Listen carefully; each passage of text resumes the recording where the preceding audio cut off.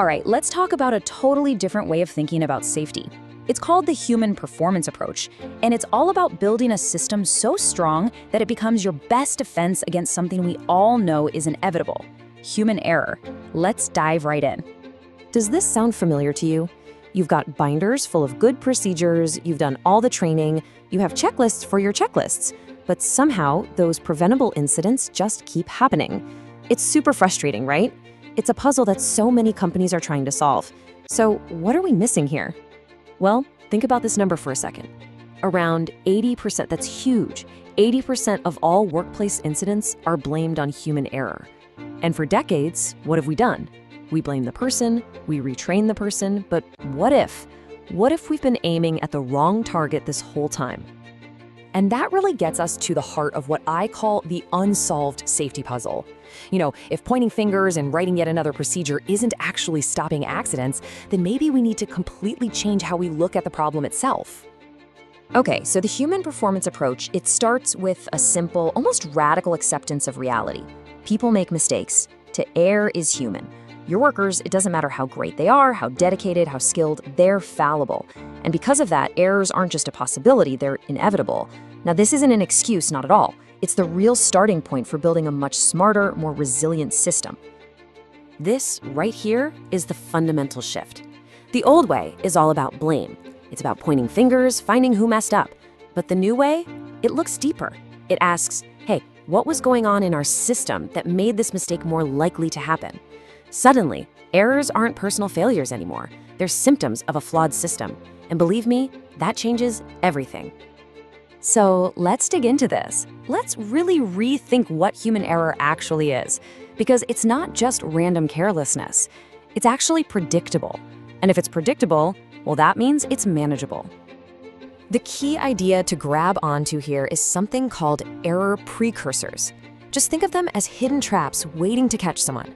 There's specific conditions in the workplace, in the task, even within a person that make a mistake way more likely.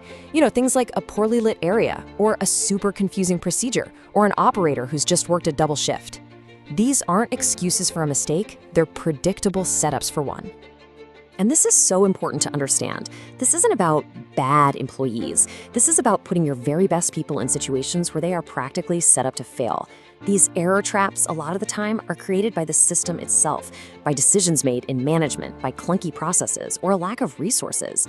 The point is, we have to give our people the tools to spot these traps and navigate around them.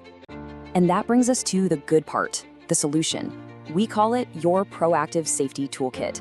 This is where we stop just reacting to incidents and start proactively building defenses against them before they ever happen. Look, this training program isn't about sitting through boring lectures on abstract theories. Nope, it's about giving your team 10 practical worker-focused tools they can use from day one to anticipate, prevent, and catch errors before they turn into something serious. And here are just a few examples of what we're talking about. See? These aren't complicated, bureaucratic nightmares. They're simple, but incredibly powerful habits.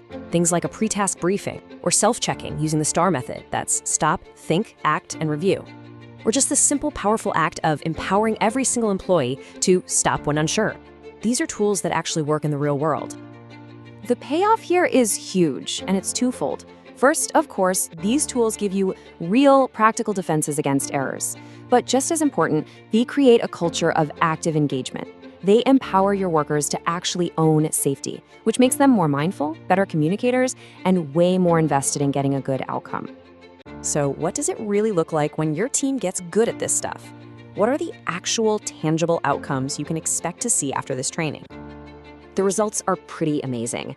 We're talking about a workforce that has way better situational awareness. They can see those error traps before they stepped in them. They'll get much better at estimating risk. Their team communication will improve, and they'll get so much sharper at recognizing those little warning signs that tell you trouble might be on the way.